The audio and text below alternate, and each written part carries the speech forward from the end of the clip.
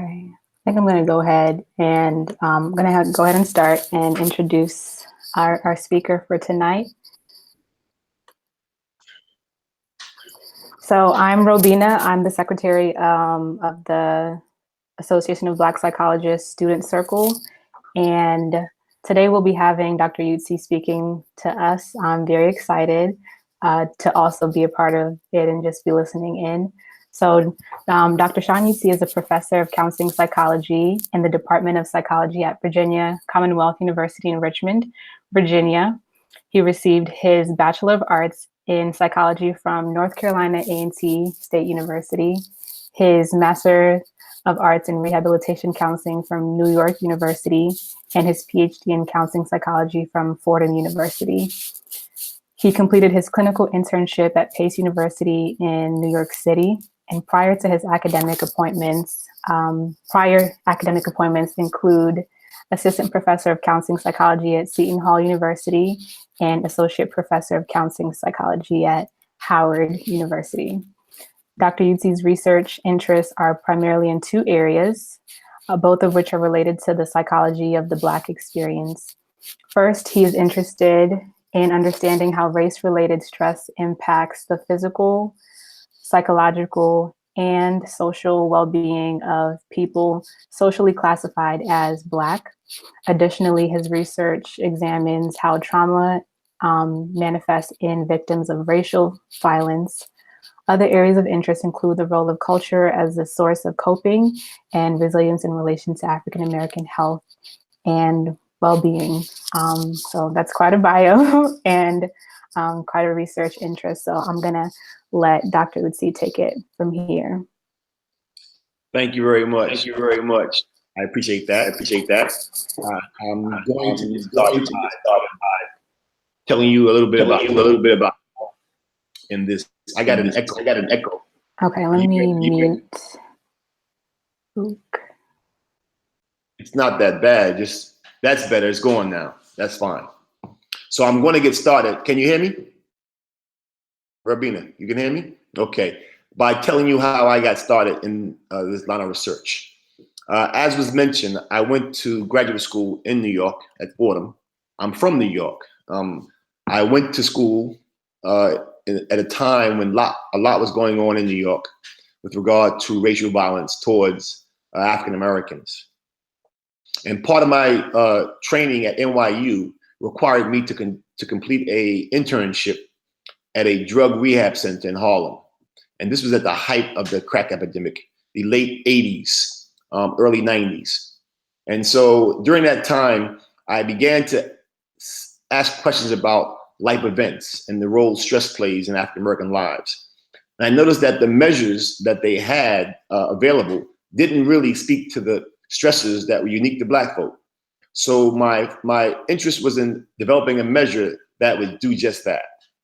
And so tonight I'm going to talk about how my thinking about race-related stress has evolved over the years.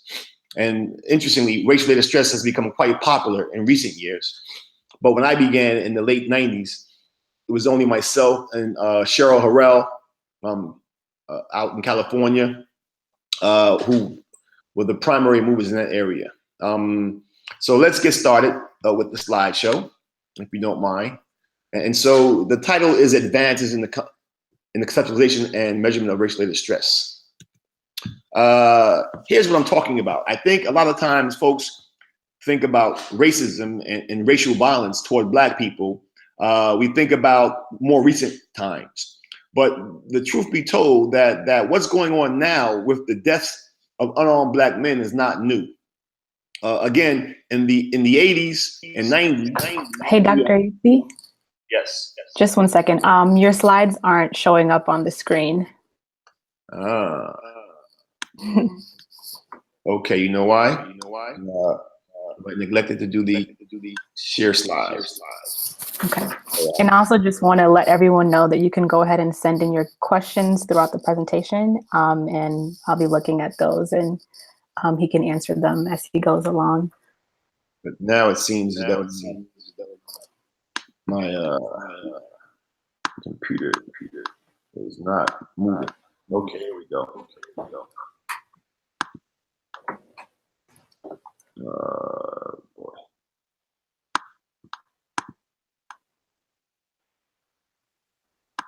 one second.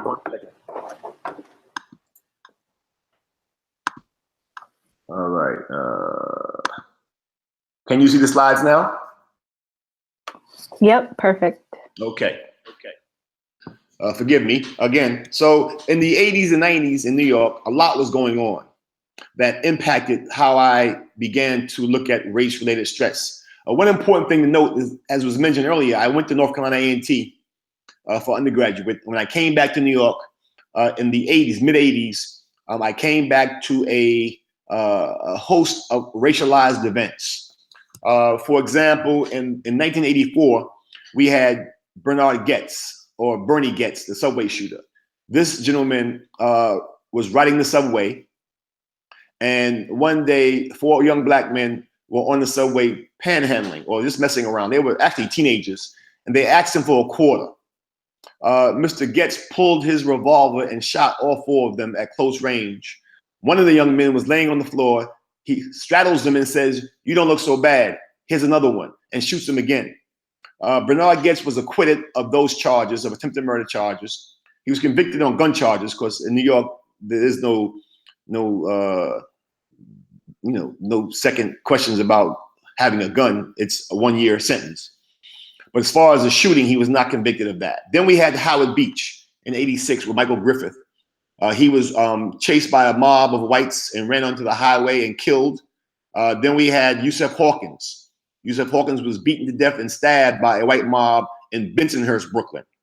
He had come with his friends looking for a used car, and a group of Italian Americans set upon him. And this was a very interesting case because Bensonhurst is a mob-centered neighborhood. And so there was lots of threats and violence coming from the mob during this time toward Al Sharpton and others who were protesting. And of course, we had the Central Park jogger case, which has now come back to us by way of Donald Trump. But this was also a very, very hot case at the time when it was going on. Not only was the accusations against young men inflammatory, the way they were describing the case in the papers was really a daily dose of anti-Black propaganda. And then, of course, in the early 90s, we had Rodney King, and Rodney King beating was really one thing. The Rodney King verdict was something else. Long story short, all of these cases resulted in a great deal of racialized stress and trauma for Black people. And certainly this was through my own lens, and I was reacting and relating to these events as they affected me. And this began to affect my research interest. And so I began to think about what I would do in graduate school. Now, while I was in grad school, a very important article came out that was titled "Mortality Rates of Blacks in Harlem Double That of Whites in the US." And what they were saying was that the title was "The Life Expectancy of Black Men in Harlem is less than that of men in Bangladesh."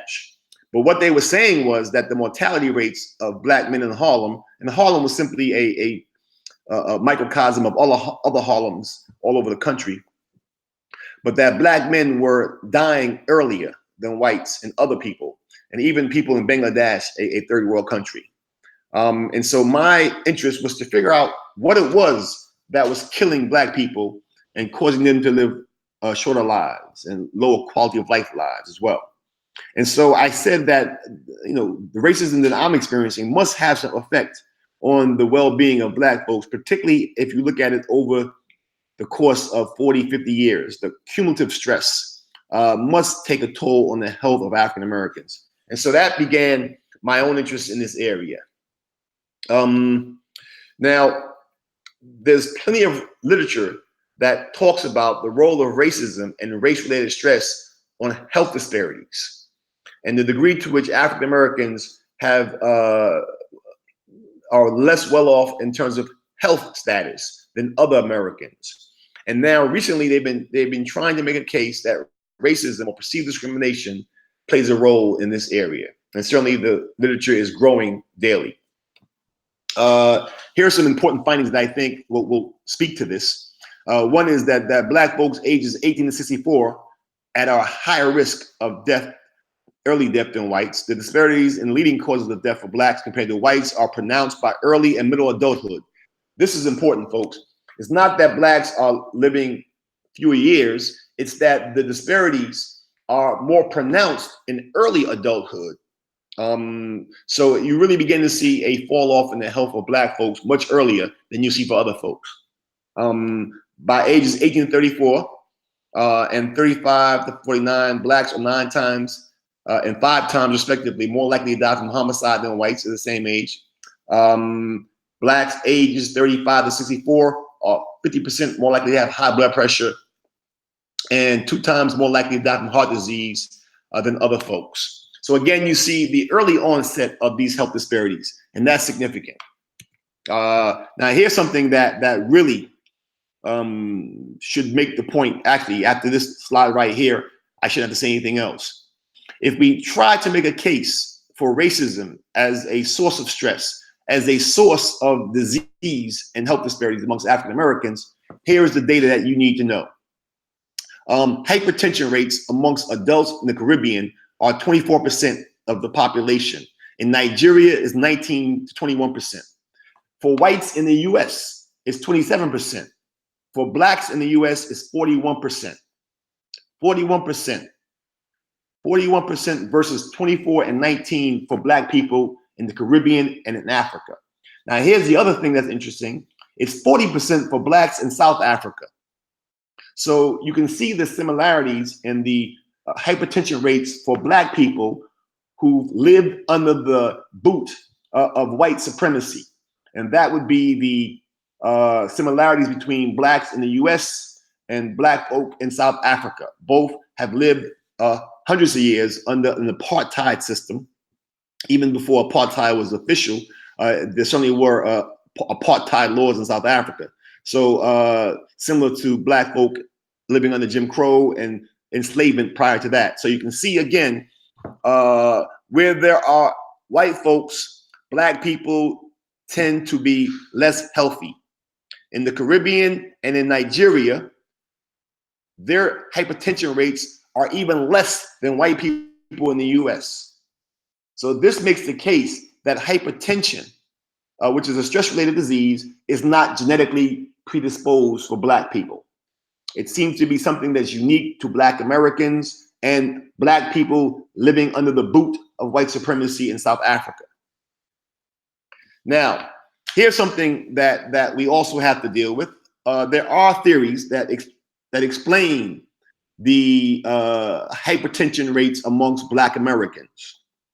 Again, this hypothesis would not hold under its own weight because it can be challenged by the same scenario in the Caribbean. But let me just go through this for a minute.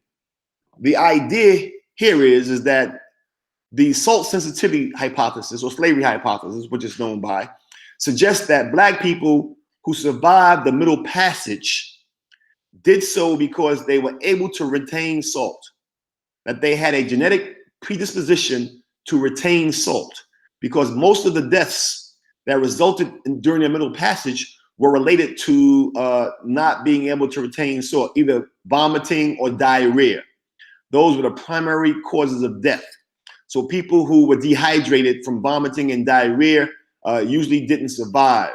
Those who were able to retain more water because they retained salt had a higher survival rate. And through natural selection, the people who showed up on the shores of North America would have had a genetic gene pool for salt retention.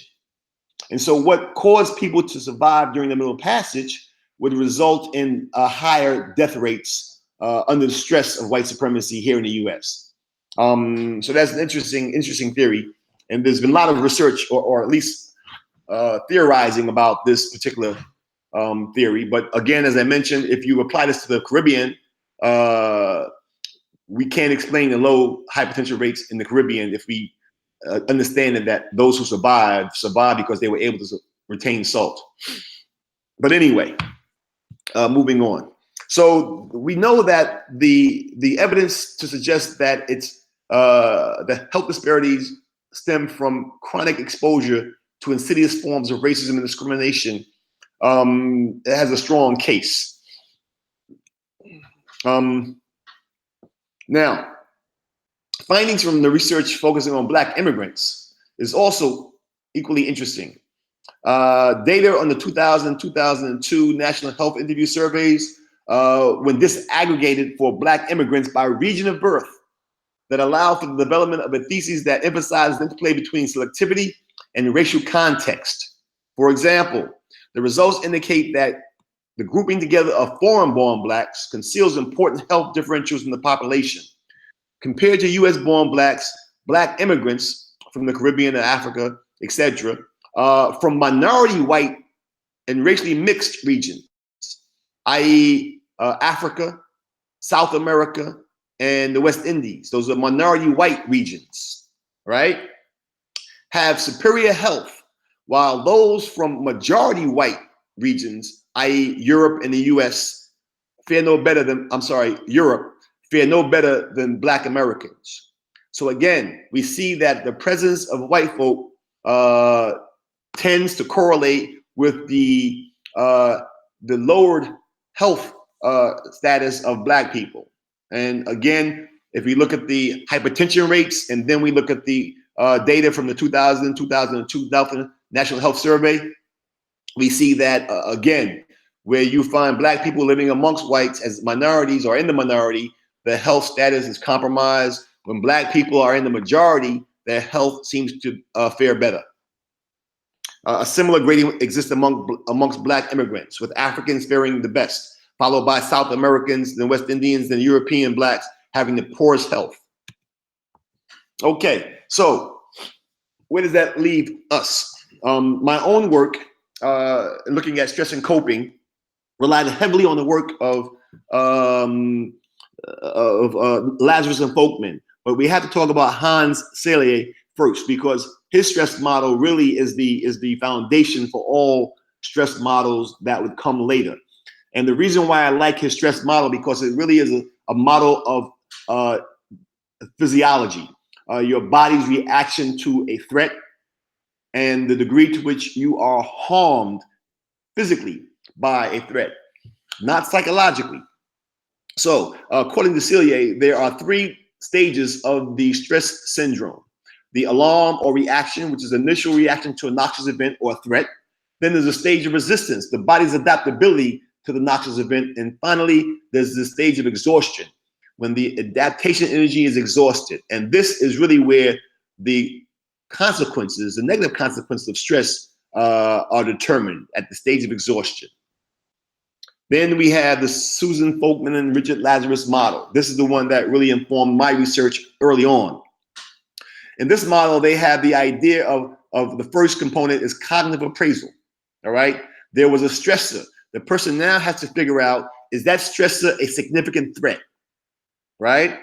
And if that stressor is a significant threat, do you have the resources to negotiate the threat? So that's secondary appraisal.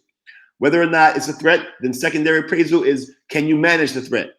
And then we go into the process, because then if you've determined that you have the resources, the actual stress on your body is going to be less than if you decide that you don't have the wherewithal to cope with the situation. So it's really more of a psychological model of stress and coping than is the other models of physiological. But I think that the thing I like most about Lazarus' model is the concept that he coined was anticipatory stress. Now, pay attention, because this construct will be a key feature of my later research looking at stress. But anticipatory stress was important because temporal uncertainty, which is not knowing when a situation will occur, can be as stressful as the stressor itself. And we'll talk about that in a minute. Now, as I mentioned, there are several race-related models. Shelley Harrell's is dated 2000, but I know that she had a measure in 95, 96. My measure came out in 96. I was working on it from 94 to 95, and it came out in publication 96. And I was talking with her around the same time. So although her model is dated later, her thinking about it was earlier than this. But Harrell talks about a few components of race-related stress, or what she calls racism-related stress. The life events model is which her measure is based on. She gives examples of being rejected for a loan, harassed by police, discriminated against in seeking housing. Then there's vicarious experiences in which people experience racism through the experiences of others. So when you observe someone else being treated unfairly because of their race, it actually affects you or someone in your family or members who are close to you. I refer to these as network events in my own model. And then, of course, Harrell has daily racism, microstresses, and chronic contextual stress. Again, also part of her model. Finally, she has collective experiences and transgenerational transmission, which I think is very important. And I think that really her model is later because I think her thinking began to evolve or be influenced by other work. She began to add to her thinking about this. Then, of course, you have the Clark and others study, which is probably has gotten a lot of visibility because it was published in the American Psychologist, I believe. And so it was a very visible model. But this came many years later, and they simply kind of put things together in terms of looking at the biopsychosocial model, which includes environment, perception, individual factors, as well as psychological and behavioral factors that go into determining to what degree people are affected by racism. And I'm moving fast here because this next model is not a race-related stress model, but a stress model, which influenced my most recent work. And this is the prolonged activation and perseverative cognition model by Brosschot, Pieper, and Thayer. Julian Thayer is an individual who also influenced my work on heart rate variability. And so I think this work has been very, very crucial in my own development. But the reason I like this model because it talks about the exact mechanism by which race-related stress affects health. It's not really the event that you experience, it's the degree to which that event stays with you. If you go back to Selye's model of general adaptability stress, you notice that it's a physiological response. Stress is. It's a physiological phenomenon.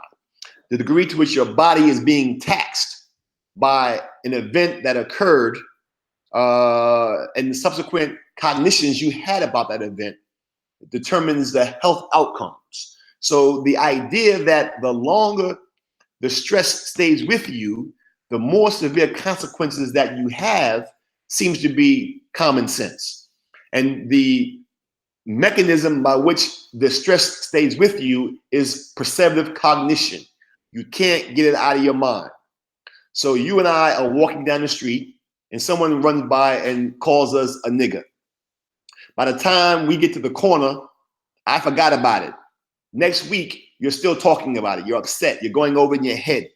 So that's an example of how prolonged activation, as a consequence of your perseverative cognitions, is going to make that stressful event that both of us experience more hazardous to you than me. And so I wanted to apply that to racism.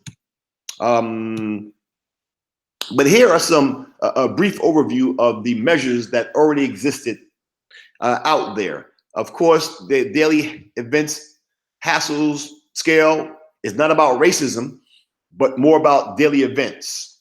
The index of race-related stress, which was my first measure that I developed while a grad student actually, was based on the model of daily events or hassles. So in that measure, I had a list of events that were typical for Black folks to experience in the realm of racism. And people would indicate those that they experienced and the degree to which they were stressed by them. And that was kind of a daily events, daily hassles checklist model. Then, of course, there were major life events models of race-related stress. Then chronic stress, perceived stress, negative affect, and physiological measures of racism. Now, my most recent measure is called the Prolonged Activation and Race-Related Stress Scale. This measure includes a few. I'll skip over this because we already talked about. Well, let me just review some of the measures from the Index of Race-Related Stress, which was the first measure. And it gives you an examples of items that you're asked to indicate whether or not you experienced this. And if you did, to what degree were you stressed by it? So one example is you have been in a restaurant or other white non-black establishment where everyone was waited on before you. Now, the reason why I said white non-black, because I was living in New York. I grew up in New York. And in New York, it's not only white people that will express racism toward black people. There are lots of Asian folk, Korean folk, Chinese folk, Filipino folk. There are Latino folk. There are lots of people. There are Arab folk. Lots of people in New York with whom black people interact in ways that are not pleasant. In fact, in many stores in Harlem and in Brooklyn, you often had to do business through a large plexiglass window with a hole in it. And that's how you went to the store and bought something. You put your money through the hole and he would put the product through the hole. So this was the relationship that these folks had with the black community. Another example is that you notice that crimes committed by white people tend to be romanticized, i.e. boys being boys, whereas the same crime committed by a black person is portrayed as savagery and the black person who committed it as an animal. This was directly a result of the Central Park jogger case. They were calling them a wolf pack because some of the kids had referred to their behavior in the park that day as wilding. Like you hear people say, oh, he wilding. That's what young people were using to describe, behavior that was rowdy. So the newspaper picked up on that, play of words. They began to call the young black men who were arrested in the Central Park jogger case a wolf pack. Then there was another brother on 96th Street who was a Vietnam veteran who was chasing white people down the street with a stick. And they began to call him the wild man of 96th Street. So this was a pattern in New York at the time about how black people are described. Another one, an example, these are all this is 1994. 94 is when these items were developed. You can see that they still apply today. For example, you notice that when a black person is killed by a white mob or policeman, no one is sent to jail. I could have developed that measure last week. And obviously, salespeople, clerks did not say thank you or show other forms of courtesy and respect, i.e. put your things in the bag or give you your money in your hand when you shop at some white non-black owned businesses. So those are examples of items on the Index of Race-Related Stress. And although I thought they were very effective, there were some problems with this measure. Here are some problems with that approach to measuring race-related stress. First of all, it's a checklist approach. If your particular racist event is not on that list, then you can't really be assessed in terms of the stress you've experienced. So typically, a lot of the events you may have experienced, but there may be some that are very important that somehow aren't on that list. Now that list, again, was developed while I was in New York, so there'll be items on that list that are very specific to urban centers and sometimes to New York. The items were ambiguous and sometimes overly general. There were yes, no item responses, either the presence, either you experienced or you didn't, right? But it didn't measure the appraisal, like how stressful, or did you feel you can negotiate it? The questions were closed-ended questions. There was a finite list of possible experiences, gender and class bias. Again, many of the items assume you have money to be in the store to buy stuff. They were also reflecting the overrepresentation of males in these racial violence cases. And so many of the items were targeted toward males. And of course, the accuracy of recall, because the measure asked you to report events in your lifetime. Now, here's the new measure, the prolonged activation and anticipatory race-related stress scale. I wanted to improve the existing race-related stress model by developing a more complete conceptual model. I wanted to address the limitations that include measurement, as well as the issue of checklist approach to assessing stress. Now, The PARS is intended to assess the process of the prolonged activation stress response to race-related stresses in the context of a specific race-related event. For example, you are asked to describe what happened to you. So you get to bring your event, your own racist event, to this measurement. I don't ask you to relate to my events, but I ask you to describe the event that you experienced. And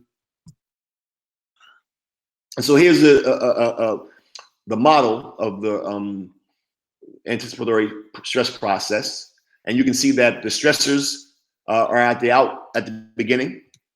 And notice that the anticipatory race-related stressor is right there with the actual stressor, because in this model, we recognize that sometimes for Black folk, you don't even have to experience racism. All you have to do is expect to experience it, and the stress is the same. So you know today at school, at work, or if you go shopping at a particular mall, there's a 90% or 95% chance that you're going to experience racism. And in your mind, you're already preparing a response. You're already experiencing the emotions. So therefore, your body is actually having a stress reaction to an event that has not yet occurred. But that event that has not yet occurred, that is causing a physiological response in you, is going to have consequences for your health. And that's why it's important to measure anticipatory race-related stress. People are missing a very important component of race-related stress when you don't measure anticipatory stress, because most Black folks expect to experience racism, and the very expectation itself is stressful. And of course, in this model, we have a cognitive appraisal, both primary and secondary. And then we have the prolonged activation of stress response. And that occurs through perseverative cognitions. Perseverative cognitions. You keep thinking about it. You can't get out of your head. It's intrusive thoughts about the event that you experienced. And of course, if that is the mechanism that is activated, then you're going to have a pathogenic response to your health status. Here are some examples of items on the PARS. The factor 1, which is perceptive cognition. For example, in the days, weeks after my experience with racism, I thought about it every day, almost every day, every other day, once a week, once a month. And so I'm getting a baseline on the frequency of which you thought about the experience after it happened. And then it asks you, whenever I thought about it, I would think about it for 5 minutes, for 20 minutes, 30 minutes, for an hour or more. So not only am I measuring the frequency which you thought about the event after it occurred, I'm also measuring the duration of the perseveration of the thoughts about the event. And then, of course, I get in the days and weeks after, you thought about it for how long? Okay, the next subscale is the anticipatory race-related stress subscale. And here are some example items. When I am around white people, I expect them to say or do something racist. And so here you have an example of just being in the presence of white folks. You may be experiencing race-related stress without them opening their mouths, because prior experience has taught you that sooner or later, it may be 5 minutes, 10 minutes, 20 minutes, an hour, someone is going to say or do something that is racially offensive. And then the second example is, I believe that most Black people will experience some form of racism in the future. I know if I go where there are mostly white people, there is a good chance I'll experience racism. I believe there's a good chance that I'll experience racism in the future. So these are examples of the anticipatory race-related stress subscale. Moving on, the anticipatory subscale has both psychological and bodily alarm response. Here are examples of the anticipatory bodily alarm response. I can feel my hands start to shake whenever I think I'm about to experience racism. My hands or other body parts sweat whenever I think I'm about to experience racism. I get a lump or dryness in my throat whenever I think I'm about to experience racism. So I'm getting a physiological or a bodily alarm response here to determine people's preemptive response to racism before it even happens. So again, you may not ever experience racism in this particular situation, but your body is already responding as if you had experienced it. So the stress consequences are the same as if you had experienced it. Okay, secondary appraisal gets a sense to the degree to which you can cope with the scenario at hand. So one example of items that you are asked to endorse: Black people have always had to deal with these kinds of events. So my experience with racism was something I could manage. Now keep in mind, the person is always thinking about the event that they described when the survey began.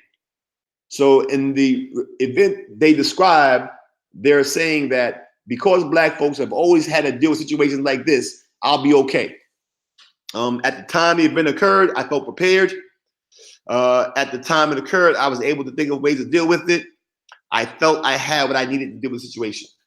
So those are examples of the items on the PARS. And the initial validity and reliability of the instrument are promising, both with regard to internal consistency and convergent validity.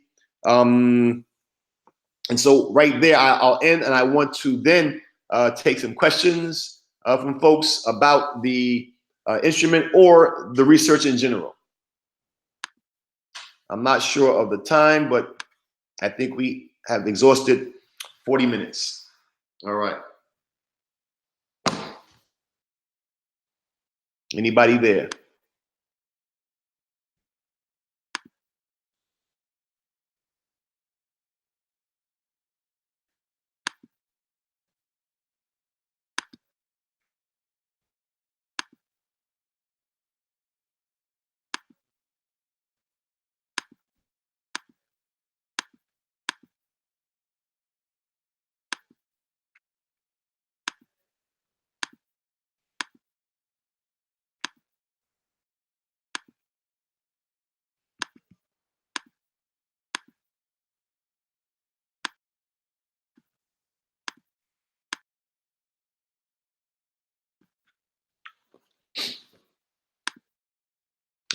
Okay.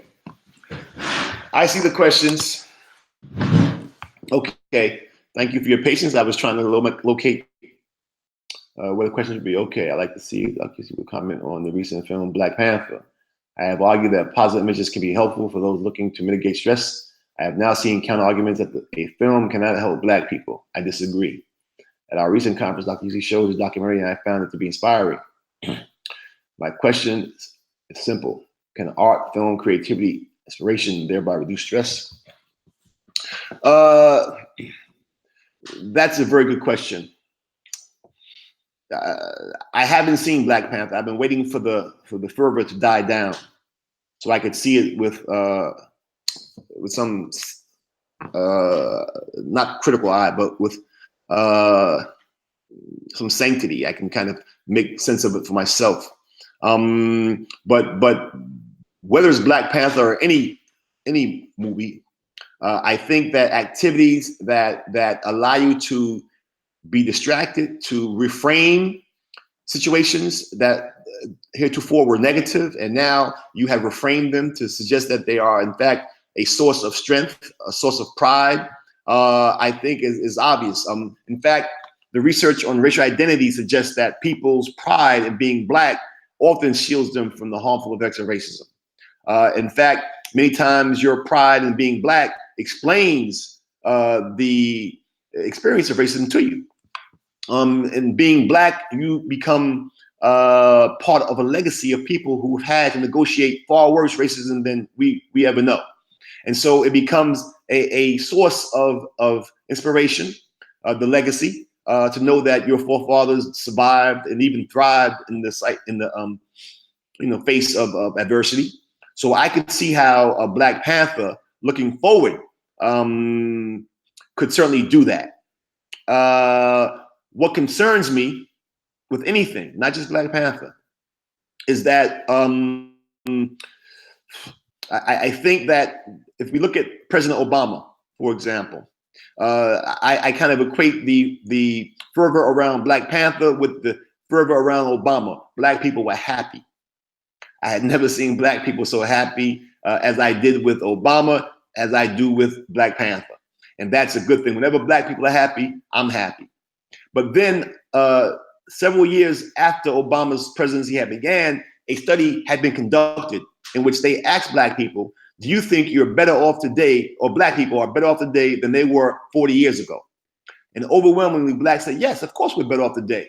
The reality was that Black folks, we were doing worse today than we were 40 years ago with regard to wealth, accumulation, health, education, and many other indices of quality of life. We were doing worse, but we thought we were doing better.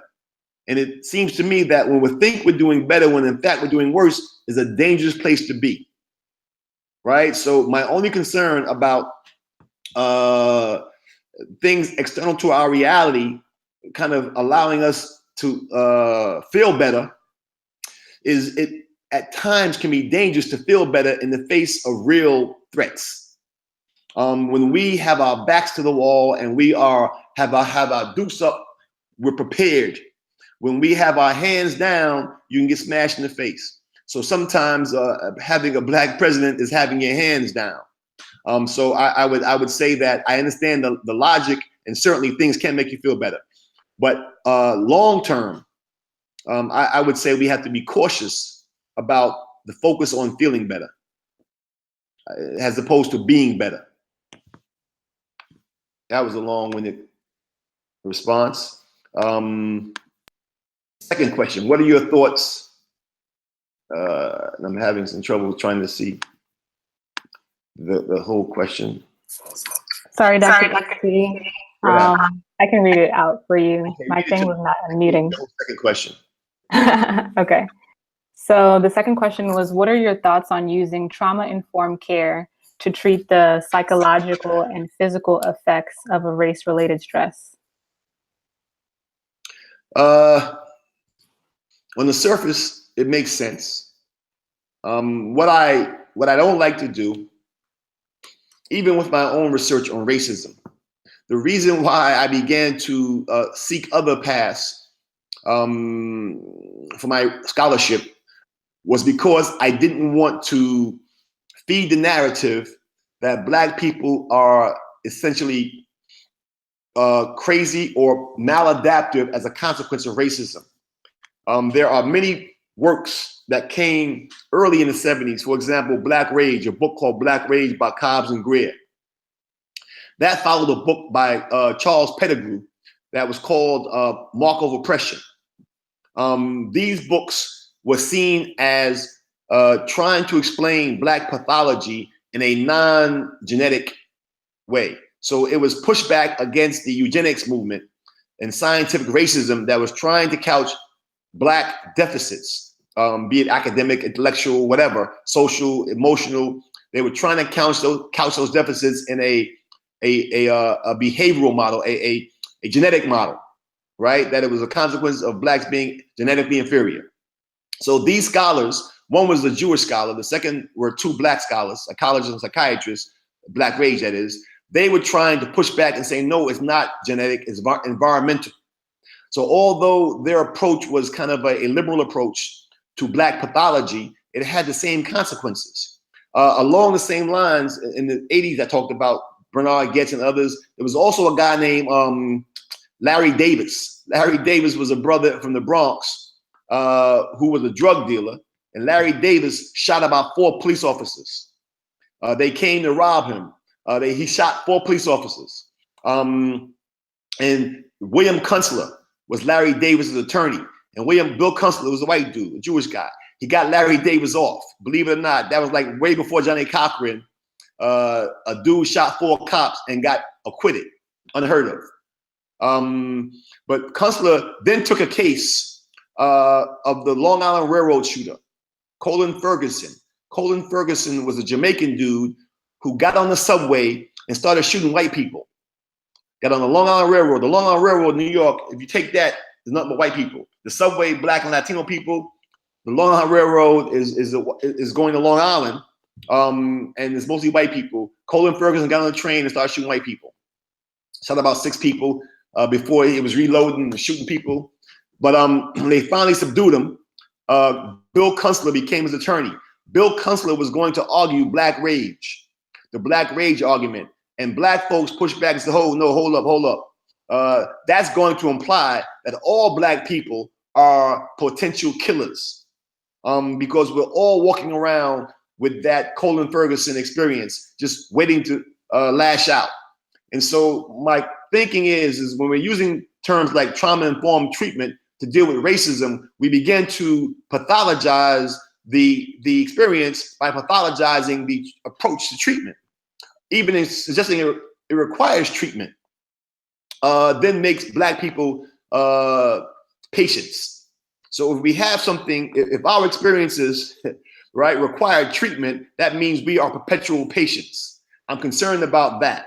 Now, having said that, if people come to your office and they're complaining of symptoms as a consequence of their experiences, then trauma-informed treatment care is probably very effective. I don't know what the research says, but I'm cautious about the terms I use to describe how we address the problems of black people. Yeah, thank you. That was a very holistic response, Dr. Yudsi. The next question we have is, have you done research on race-related stress on black people in Canada? I have not, but I'm willing to come to Canada if somebody's going to send for me. But I do imagine, and I think that'd be very interesting. I've been to Canada before. I've met some black folks from Canada at ABPsi in Houston, actually, who invited me to come, but I haven't heard back from them. So if you're out there, I'm waiting for my invitation. And Canada has a very interesting history with regard to the indigenous black folk, the immigrant communities, etc. So I haven't done any research, but I think it'd be fascinating because I know that our experiences are a function of our historical context. And black people in Canada, we had a common historical context, and that context changed many times in their quest for freedom. Many black people in Canada came through the same channels and ports from West Africa that we did, but some folks said we going north, and that's particularly Nova Scotia.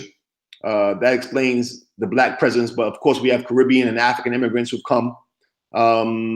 Yeah. So no, I haven't done any research in Canada. Okay, well, the person who asked that question, Ingrid, she followed up and said that we can arrange for you to come. Okay. So you can do it. Yep, get in contact with him. The next question is, I think this one kind of gets at intersectionality. So how are the results of those race-related stressors affected when the black person is a part of multiple, quote, marginalized groups? So black and female, black and poor, black and gay, black and uneducated, so on and so forth. That's a good question. It's a very good question. It's probably a political question. And let's not kid ourselves. Psychology is very political. Most questions we ask are political. My politics say that are very similar to what Malcolm X would say, and that you catching hell not because you're a Baptist or you're a Methodist, but because you're black. Chances are, if you were gay and white or female and white, you would catch some hell, but not the kind of hell you're catching now. If we could partition it in kind of a variance kind of Venn model of sorts, right? We would probably have a much more variance in the race based component than you would in the gender or sexual orientation or class. Now we know that class is also very powerful because many black folk, in graduate school and working in academic institutions, don't have much time for poor black folk, and are very disconnected from poor black folk as well. Almost as disconnected from poor black folk as we are from white folk. So the class issue is very important, and I'm gonna tell you the things that go through my mind in watching the people's response to Black Panther. And I'm happy that black people are embracing Africa. I hope it lasts. I hope it's real. but I know in my classes, I know the kind of disdain we have for poor Black people, particularly around the attempts of poor Black people to create culture. And for example, naming practices of poor Black folk. Middle-class Black people love to ridicule the names of poor Black folk. I mean, it seems to me that poor Black folk or Black people who are trying to create culture are looking for names, something, some ceremonial ritual that reflects culture, and picking names, however exotic sounding they are, is a reflection of their attempt to create their own reality. But we laugh at that. And I ask my students all the time, Black students, about the study that said Black people who had Black sounding names, and not the exotic name, not Shaquisha, or I'm talking about Tyrone and names that, and Maurice, names that aren't really Black names. They've been Blackenized, but they're not Black names. Those are the names that they use in the study and sending out resumes, and discovered that Black sounding names didn't get callbacks. My students' response, and I dare say that many Black people's response to that study is, well, why name your child a Black name anyway, right? So we are struggling to assimilate, or to find success, or to find a place in a place that has no place for us. And many times that causes us to have to compromise. But we have to figure out, in this multidimensional expression or experience of racism, there are going to be multiple fronts on which you are experiencing stress, but race will be the common denominator, and it will magnify the stress you would experience if you were just a woman, just gay, just poor. Being Black in any of those things amplifies your experience. Yeah, definitely. And you started off your response by talking about how that may be political, and it kind of reminded me of just how in feminist literature, they always use the phrase, the personal is political. So I think that was pretty accurate. Another question that someone asked, I'm trying to see if I can ask them in kind of connecting way.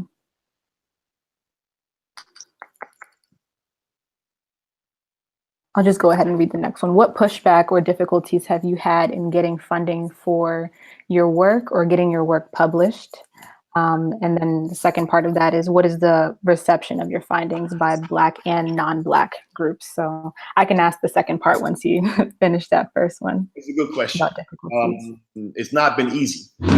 It's easier now, right? And again, I'm not boasting, but when I began doing this work, no one was doing this work. It wasn't popular. In fact, people were doing racial identity.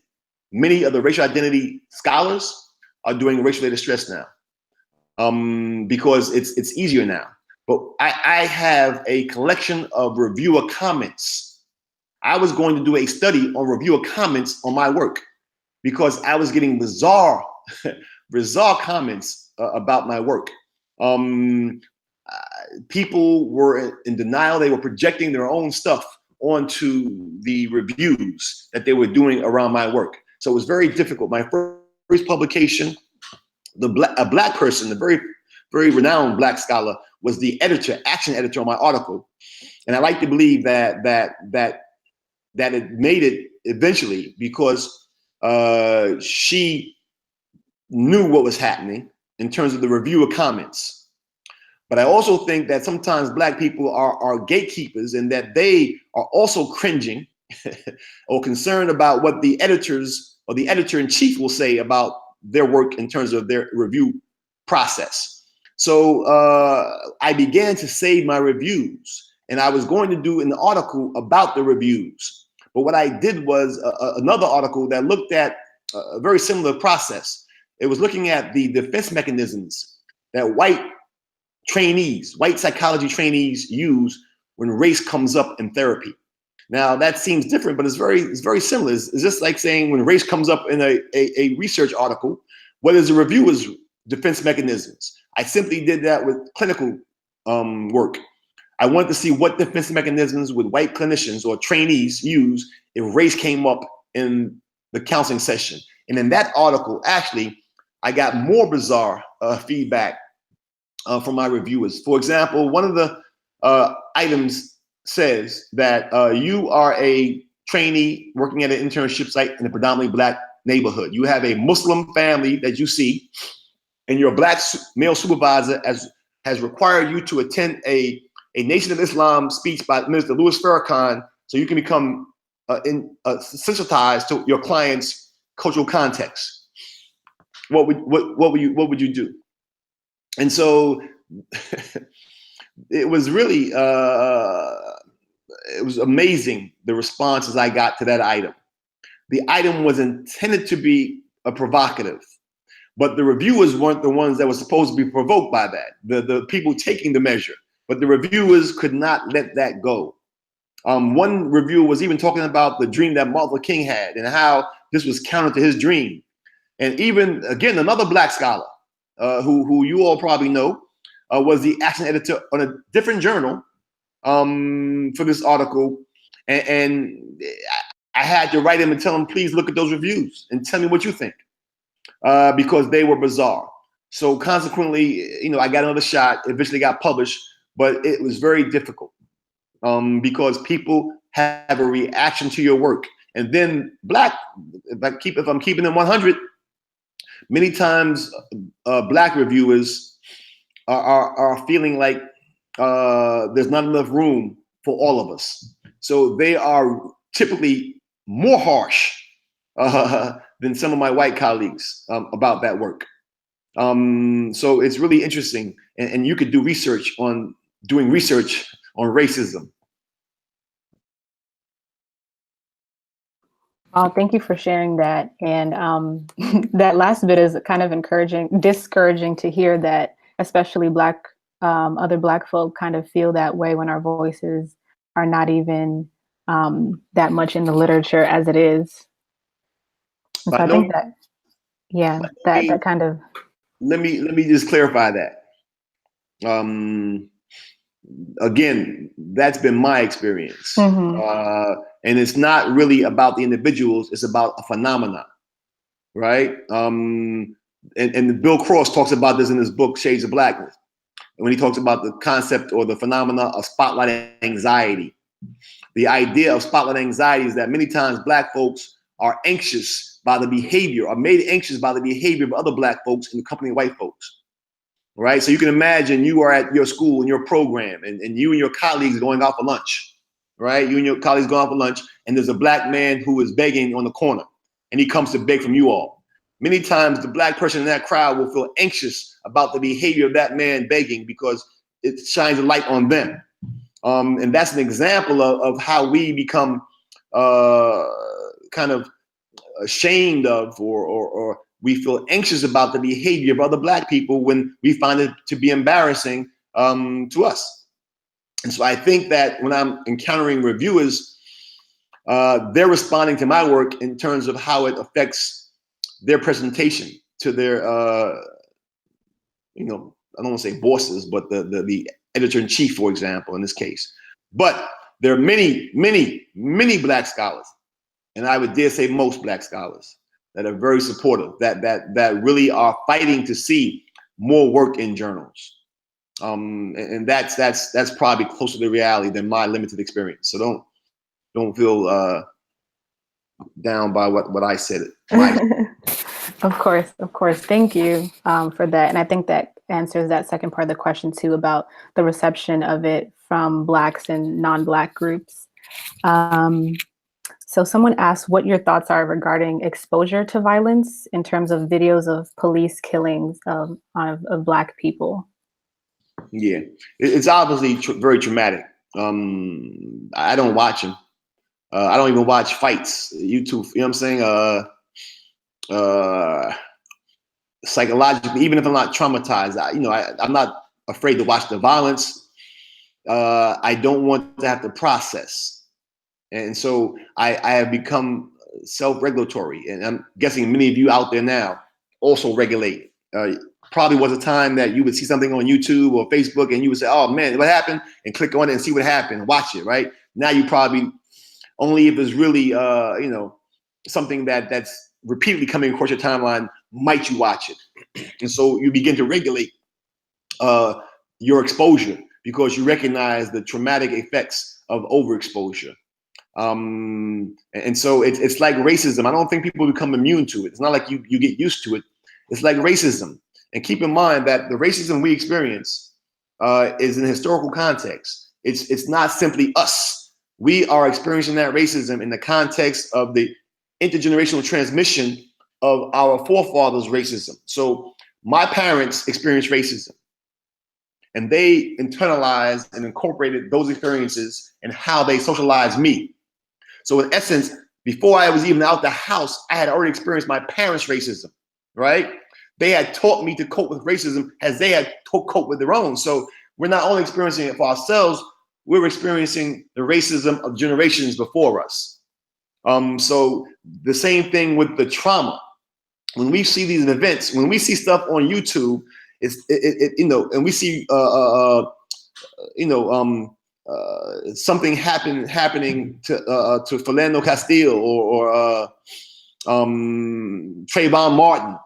That's Emmett Till. That's the legacy. You know what I'm saying? The collective unconscious accumulation of these events over the millennia are with us. It doesn't happen in isolation. So all these things cause us to recycle these historical traumas, right? And so it's not simply something that happened to us. We have an historical context. We have a collective memory that we bring with us to these events because they help us make sense.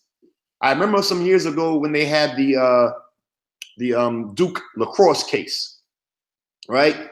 Long before the case got to court, when we first heard that a Black woman was raped by a group of white boys, men, Black people had a flashback, right, to that historical context whereby that was our lived experiences. That's the first place our minds went, and we were outraged because of the historical context of what that power dynamic represents to Black people, right? And so, and for all of us, we have a reminder of that experience. My complexion, right? There's nobody in my family married to white people. Nobody. My complexion is a reflection of that historical context, right? So I'm reminded every day about how that went down. So when something happens like that, it's kind of an historical reminder of those traumas.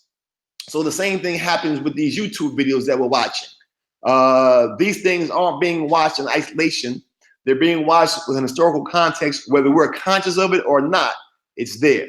And so the trauma is exacerbated and magnified as a consequence of the historical context. Yeah, thank you. Exactly. And then also just the vicarious trauma of us reliving it through viewing it. Absolutely.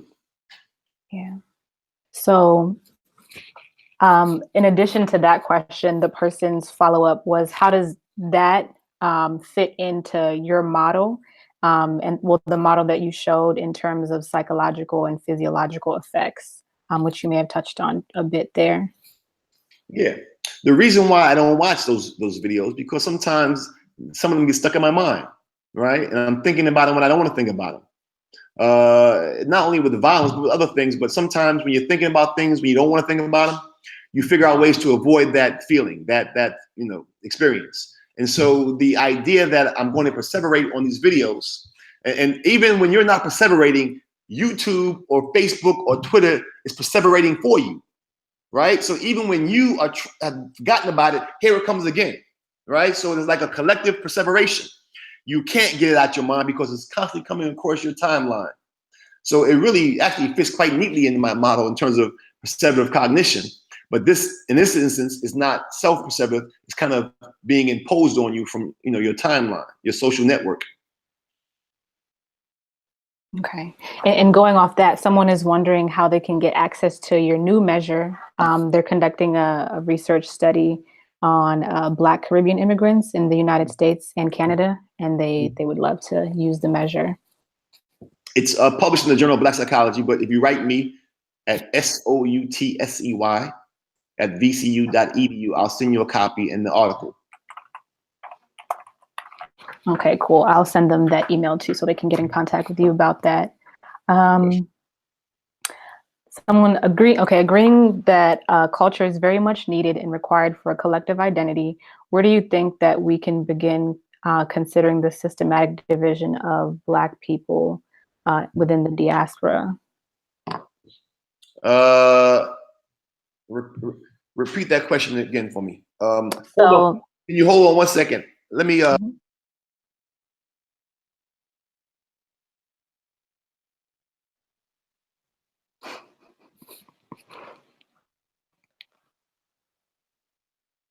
I'm sorry, I'm back. Can you hear me? yes. Repeat the question, please. So this person agrees that culture is very much needed and required for a collective identity, but they're wondering where we should begin, considering there's systematic division of Black people being like here in the, or in the diaspora. Yeah, that situation has always concerned me. I'm from New York, and I remember interactions with lots of Caribbean folk, lots of folks from the continent. In fact, being in New York, you encounter people from all over the place. Black people from who speak Spanish from Panama. When I was a kid, my sister was dating a gentleman from Nigeria. There were Puerto Ricans who lived in my block who were Black. So the diaspora is not really new for me, but the problems that people have always pained me. And it's clear to me that what happens is the problems are not as big as we think they are, but we have to travel. If we travel, we'll see that the people that come to the U.S. or find themselves in the U.S., Black Americans and people in the diaspora, find themselves in a terrible psychological, barrel, if you will, if we use the crab in the barrel analogy. But and we find ourselves in the belly of the beast in terms of white supremacy. And in this belly, Black people around in the diaspora are given a pecking order. It's quite logical and intuitive. And so we know historically that Black people in the U.S. Are really what Fanon was talking about when he wrote Wretched of the Earth. He was talking about Black people in the U.S. primarily. And so if you know that you're going to start a new life and you have possibilities that are unimaginable, but there's only one problem, that people might mistake you for those people there who have been slaves and drag on society. And so naturally you want to make sure that they don't confuse you. But that's only in the context of the immigration phenomenon. Black people around the world who have no interest in coming here don't see the world like that. There's no reward punishment system. And Black people in America who understand that white folks don't hate them necessarily just because they're Black, but because they are African, and that white people have historically ridiculed and despised their Africanness, that Black Americans then try to distance themselves from their Africanity, right? So it's really it's like white people suntanning, right? Like white people are trying to get Black, and Black people are trying not to be Black, and so it's almost like that Africans in America understand that the source of our pain, in terms of our wide nose, our lips, our kinky hair, and the ridicule that we've suffered over the years, our Black, all that is about being African. That's what it's about. And so we try to remove ourselves from the source of our pain by denying our Africanity. It makes good sense, right? If you want to avoid punishment and pain, that's what people, it's a natural, it's like one of our primary drives to avoid pain, right? Psychic pain in this case. So you do everything you can to distance yourself from your Africanity, right?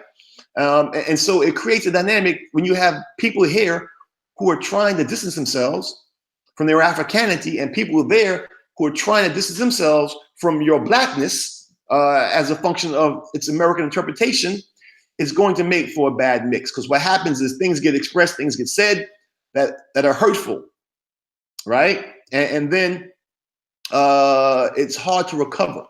I mean, we had at VCU, we've had several conferences with students in the diaspora to have these conversations. And people are not afraid to say that when I came here, my parents said, don't hang around Black Americans. And they kind of forced the children to find white peers. And so now they're in college and they're finding their way, but they understand how that went down. And the same thing is when you encounter Black Americans coming from the diaspora, and Black people, this is before Black Panther, were making negative remarks about African booty scratcher and other kind of derogatory remarks toward Africans, right? And even we turn on the radio and listen to Steve Harvey and the anti-African jokes they have, and now you turn them on, they all know Wakanda. It's confusing and it's foolishness. And so you understand how the dynamics between the diaspora are exacerbated, right? By human behavior that's intuitive and logical, and by our lack of awareness, not having traveled.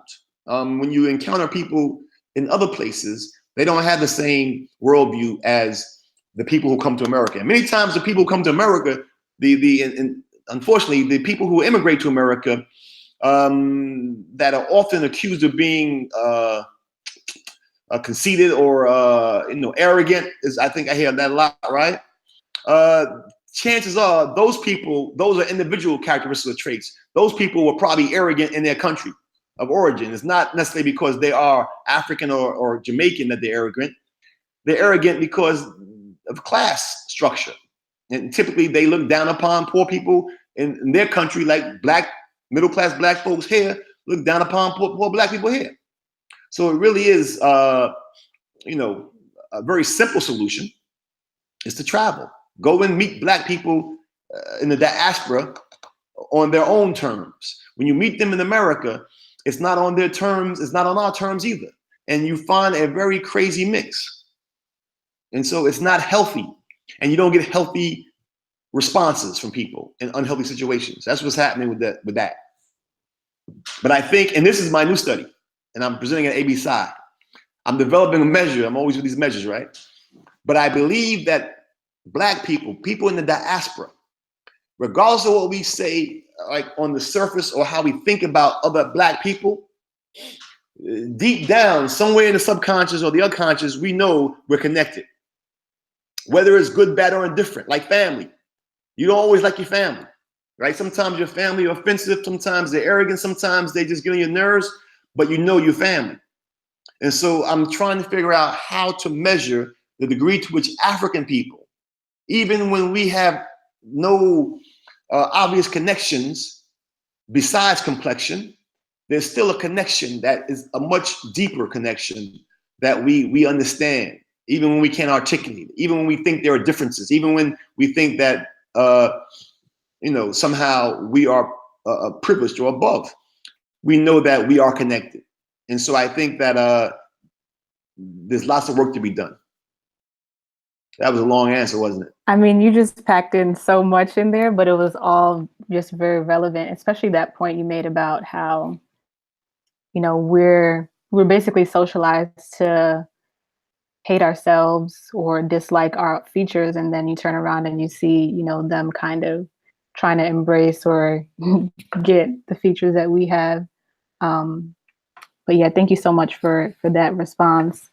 This one is, I think related as well. And someone is asking, so in the Bahamas, 50% of morbidity is due to violence and non-communicable disease.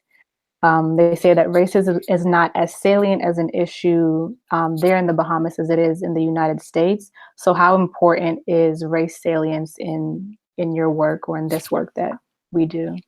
This is a good question. I don't know if I agree. I remember when I was a kid, I went to Jamaica with my mother in a church group or something like that. But I went to Jamaica, and one of the tourist attractions was to see the changing of the Queen's Guard at the Queen's Mansion.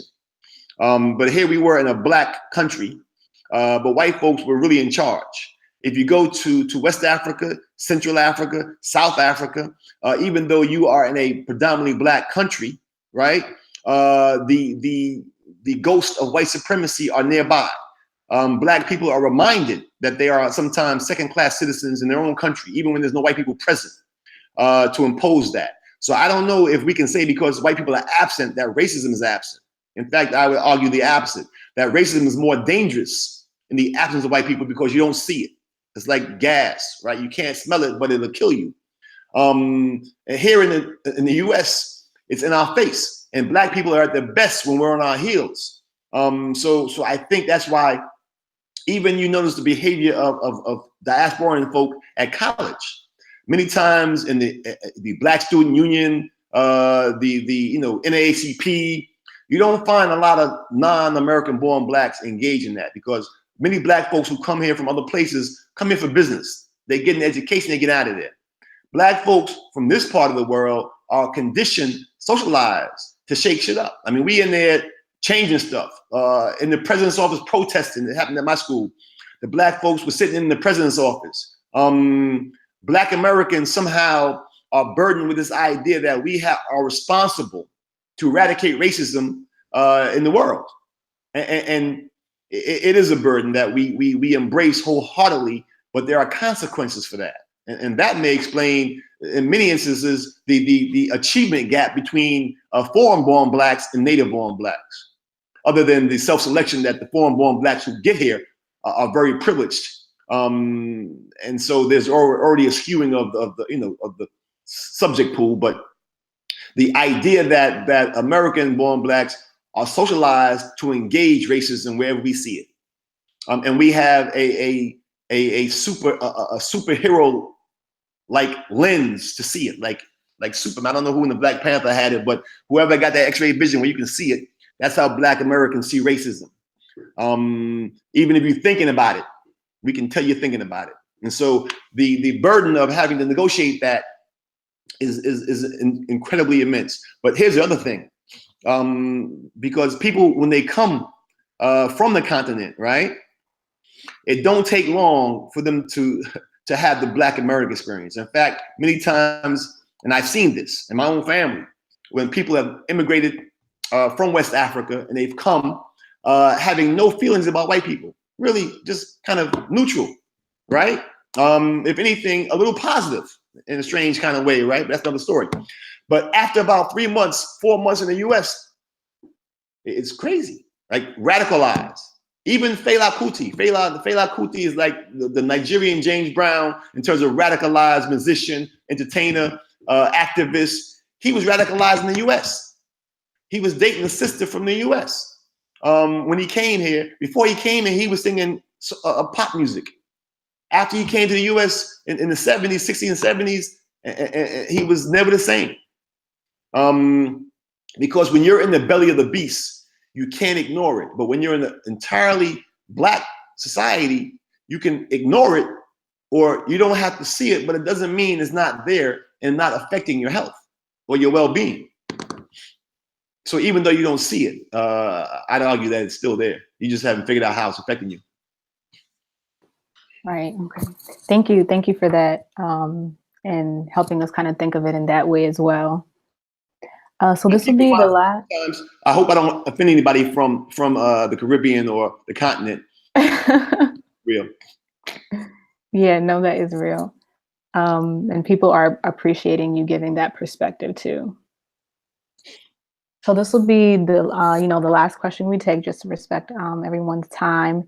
But Marissa's asking, would you say that the research you presented on stress processes of racism also holds for multiracial people of African descent?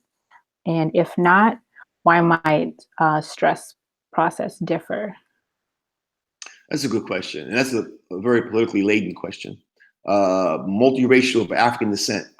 That's a Black person in most instances. That person is most likely having a Black experience. If anything, they're going to have increased stress because of the ambiguity. If they are racially ambiguous, right, they're going to have increased stress because now the stress is coming from Black people, and there's like a kind of a limbo status in terms of one's racial identity. I know lots of friends of mine. I'm kind of on the cusp of being not ambiguously Black, but I'm clearly Black, but just light skinned. But I've had friends in college who were ambiguous. I knew they were Black. They knew they were Black, but they were ambiguous to people who just met them. And they were obsessed with letting folks know that they were Black, not Latino, not Hispanic, but they would buy jewelry saying 100% Black, have shirts on. And in fact, one of my students at where was that at? a colleague of mine at Pace University, when I was on internship, her research, she was also a student at Fordham. Her research was suggesting that light-skinned Black people, in their attempt to overcompensate for their melanin absence, were actually often more radical than darker-skinned Black people as a form of overcompensation. I thought that was very interesting. Certainly, there could be some historical cases made for people like for Malcolm and Thurgood Marshall and Adam Clayton Powell and lots of others who were really radical. Elijah Muhammad, Minister Farrakhan, a lot of light-skinned radical Black people. She was saying that perhaps they were trying to demonstrate their Blackness. But the point I'm making about the multiracial Black person is that sometimes the active coping, right, to align yourself is also a source of stress. Not only having to, because white folks, at least, and this is how I grew up, maybe it's changing. White folks had two lenses. You were either white or non-white. Didn't matter what non-white you were non-white, and therefore you were not really in the mix. You would be, you know what I'm saying? You would catch problems for being non-white, not because you were Black or multiracial or even. I grew up for a minute in North Carolina, and we had a huge Native American population, mostly Cherokee and Cherokee and Black and other tribe. And then we had white folks and Black folks. I had a friend who was biracial. He was his mother was German, his father was Black military brat. A lot of GIs had German wives. And one time, and the white kids, when we grew up, were very open. And one time, a white kid said, "I'd never seen a nigga with straight hair."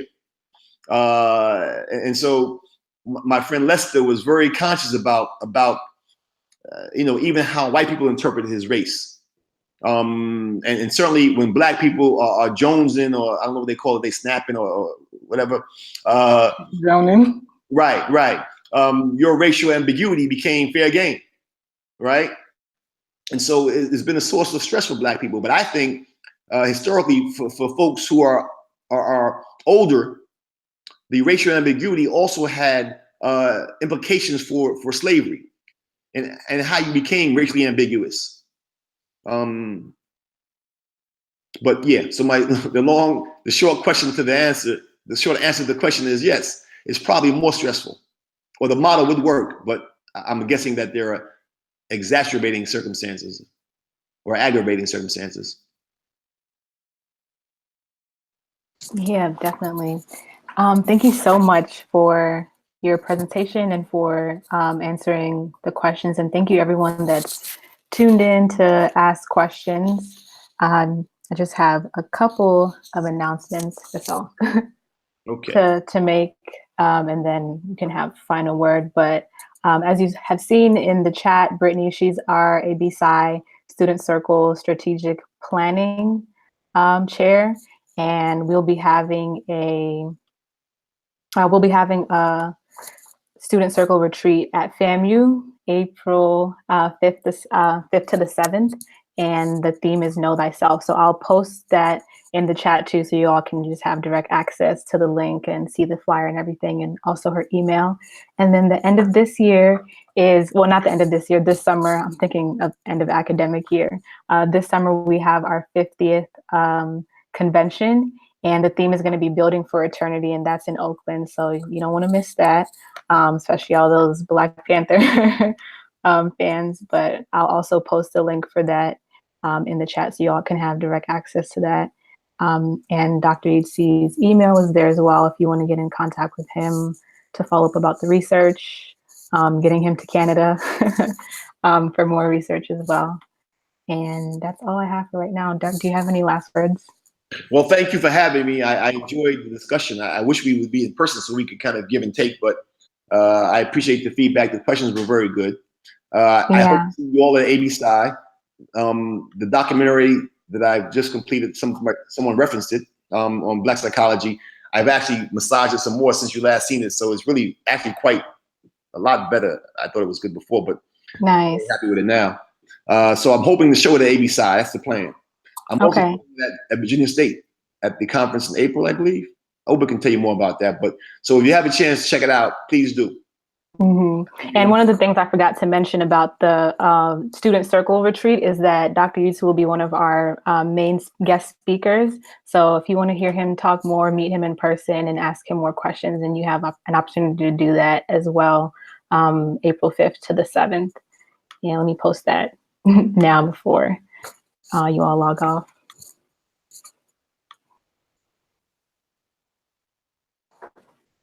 Right. Anything else, Dr. Yu? That's it. Thank you. No problem. Good luck to everyone with their studies. Thank you.